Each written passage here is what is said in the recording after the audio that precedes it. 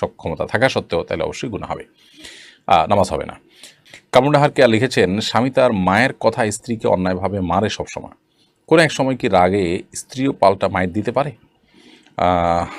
বোন, রাগে আপনি কোনো অন্যায় মানে অন্য কোনো কাজ করে ফেলেছেন, তিনি আপনার প্রতি অন্যায় করছেন, আপনিও রাগের মাথায় অন্যায় করেছেন, তো আপনি তো তার মতোই হয়ে গেলেন, তাই না?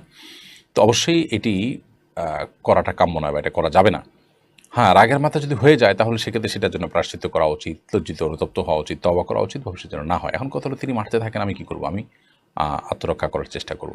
যদি এমন হয় যে তার মারে আমার আঘাতপ্রাপ্ত হই, আমি কষ্ট নিপতিত হই এবং আমি অ্যাক্সিডেন্টে পড়ার বা দুর্ঘটনার আশঙ্কা করি, তাহলে সেক্ষেত্রে অবশ্যই আমি ডেফিনেটলি সেটিকে প্রতিহত করার চেষ্টা করব বা আত্মরক্ষা করার চেষ্টা করব, কিন্তু পাল্টা তাকে মার দেওয়ার চেষ্টা করব না। হ্যাঁ, যদি এমন হয়, আল্লাহ না করুন এত মানুষ হয় যে আপনার জীবনকে সংকটের মধ্যে ফেলে দেয়, তাহলে তো সেক্ষেত্রে আপনি আত্মরক্ষার জন্য যতটুকু প্রয়োজন ততটুকু আপনি অবশ্যই করতে পারেন। কিন্তু আপনাকে এমনিতে শারীরিকভাবে আঘাত করেছে, যেটার কারণে আসলে বাঁচা মরার কোনো ব্যাপার না।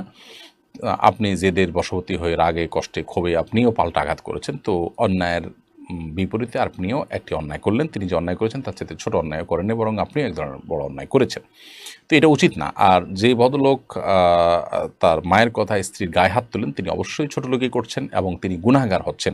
প্রিয় নবী সাল্লাল্লাহু আলাইহি ওয়াসাল্লাম কোনোদিন কোনো নারীদের গায়ে হাত তোলেননি। তার একাধিক স্ত্রী ছিলেন এবং বিভিন্ন বিষয়ে মনোমালিন্য হয়েছে, কিন্তু কখনও তাদের গায়ে হাত তোলেননি। এবং